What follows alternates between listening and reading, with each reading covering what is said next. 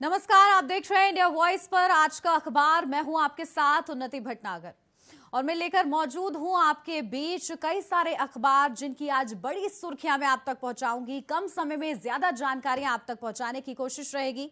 तो चलिए शुरू करते हैं बिना वक्त गवाए। तो सबसे पहली खबर दैनिक जागरण से, जहां सबसे ज्यादा प्रमुखता से पहले नंबर पर यह खबर दी है दैनिक जागरण ने। लाल टोपी वाले खतरे की घंटी। कल प्रधानमंत्री नरेंद्र मोदी का गोरखपुर का खास दौरा था और उस दौरान उन्होंने विपक्ष पर जमकर निशाना साधा और खास तौर से उन्होंने समाजवादी पार्टी पर निशाना साधा, जिसकी जो अल्फाज प्रधानमंत्री नरेंद्र मोदी ने बोले उसको इन्होंने हेडलाइन के रूप में यूज किया है, जहां साफ तौर से ये लिखा गया है कि लाल टोपी वाले खतरे की घंटी। प्रधानमंत्री नरेंद्र मोदी की तरफ से यह बड़ा निशाना साधा गया क्योंकि चुनाव नजदीक है और ऐसे में कल प्रधानमंत्री नरेंद्र मोदी की तरफ से पूर्वांचल को बड़ी सौगात दी गई और उसी बीच प्रधानमंत्री नरेंद्र मोदी ने विपक्ष पर हमला भी बोला है, जिसको दैनिक जागरण ने प्रमुखता से दिखाया है और फ्रंट पेज की फ्रंट हेडलाइन है ये।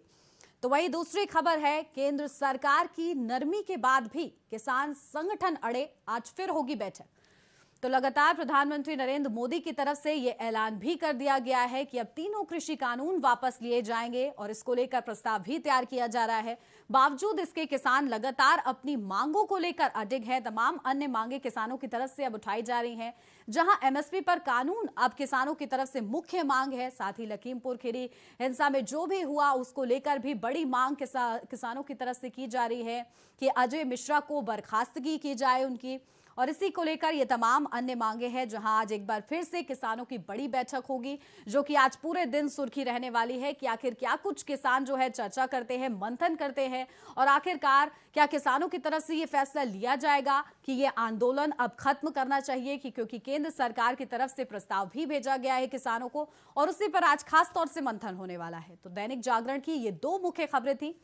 तीसरी खबर का रुख कर लेते हैं। तीसरी खबर है हमारी हिंदुस्तान से, जहां गोरखपुर में मोदी और मेरठ में जयंत अखिलेश ने चुनावी माहौल गरमाया। हिंदुस्तान ने इस खबर को प्रमुखता से दिखाया क्योंकि कल का दिन काफी ज्यादा जोश में रहा है, क्योंकि यूपी की सियासत में जहां एक ओर पश्चिम में अखिलेश यादव और जयंत चौधरी ने मंच साझा किया है और सरकार के खिलाफ हुंकार भरी है, तो वहीं प्रधानमंत्री नरेंद्र मोदी ने विकास का एक सीढ़ी चढ़ते हुए पूर्वांचल को एक बड़ी सौगात देते हुए गोरखपुर में उन्होंने भी विपक्ष पर हमला बोला है और इसी बात को प्रमुखता से दिखाया गया है। और आज भी कई खास दौरे होने वाले हैं। प्रधानमंत्री नरेंद्र मोदी का भी आने वाले दिनों में अहम दौरे होने वाले हैं, क्योंकि यूपी में चुनाव, विधानसभा चुनाव नजदीक है। ऐसे में ताबड़तोड़ दौरे जो हैं अलग अलग पार्टियों को देखने को मिल रहे हैं।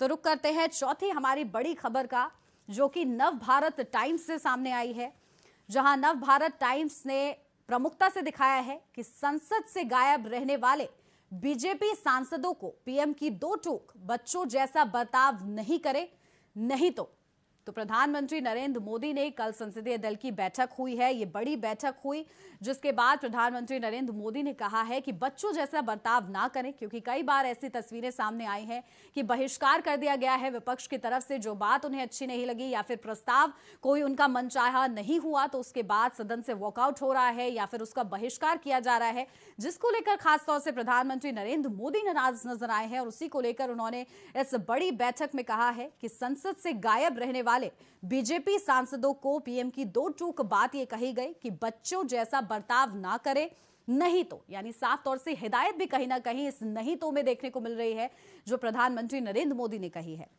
तो वहीं पांचवी और मुख्य खबर हमारी अगली खबर है, जहां ओमिक्रॉन, जहां कोरोना का एक नया वेरिएंट अब सामने आ गया है ओमिक्रॉन, और अब इसको लेकर चिंता जो है लगातार बढ़ती जा रही है। जहां ओमिक्रॉन को लेकर नव भारत टाइम्स ने ही इस खबर को प्रमुखता से दिखाते हुए लिखा है कि ओमिक्रॉन को देख दो और देश रिस्क कैटेगरी में जोड़े गए हैं, यानी वहां पर रिस्क अब ज्यादा बढ़ गया है क्योंकि ओमिक्रॉन के केसेस वहां पर बार बार मिलते जा रहे हैं। हालांकि एक स्टडी का विषय बना हुआ है कि ओमिक्रॉन कितना ज्यादा खतरा साबित हो सकता है, क्योंकि भारत में भी इसकी एंट्री हो गई है। फिलहाल भारत अभी इस लिस्ट में नहीं है, तो दो बड़े देश रिस्क कैटेगरी में जोड़े गए हैं जहां ओमिक्रॉन का खतरा जो है तेजी के साथ फैलता जा रहा है, जिसमें ब्रिटेन में ही एक है और यूरोपीय और अफ्रीका देश भी शामिल हैं इसमें, जहां से इस ओमिक्रॉन वेरिएंट की शुरुआत हुई है। तो ये 5 खबरें हो गई मुख्य। अब रुक करते हैं छठी खबर की ओर, जो कि दैनिक भास्कर से सामने आई है। जहां दैनिक भास्कर ने प्रमुखता से खबर को दिखाया है कि भारत में 50% आबादी की कमाई इस साल 13% घटी है और सालाना औसत आय सिर्फ 53,610 रुपए है। तो यानी जिस तरह से महंगाई तेजी के साथ बढ़ रही है और उसके बाद कोरोना काल भी होके गया है, तो यकीनन इसका असर जो है अर्थव्यवस्था पर भी कहीं ना कहीं पड़ा है, लोगों की जेब पर भी इसका असर पड़ा है, क्योंकि महंगाई तेजी के साथ बढ़ी है। सरकार भी चिंतित है और जनता भी परेशान है, और इसी को लेकर ये मुख्य हेडलाइन दी है दैनिक भास्कर ने, जहां ये सबसे अलग हेडलाइन है आज के अखबारों में, जो दैनिक भास्कर की तरफ से छापी गई है प्रमुखता के तौर पे, जहां पर साफ तौर से लिखा गया है कि भारत में 50% ऐसी आबादी है जिसकी कमाई इस साल 13% घटी है। तो वही सालाना औसत आय सिर्फ 53,610 रुपए है। तो ये प्रमुखता से खबर थी। तो वही सातवीं खबर दैनिक भास्कर से ही है, जहां अभी कड़े कदम नहीं उठाए तो आ सकती है तीसरी लहर।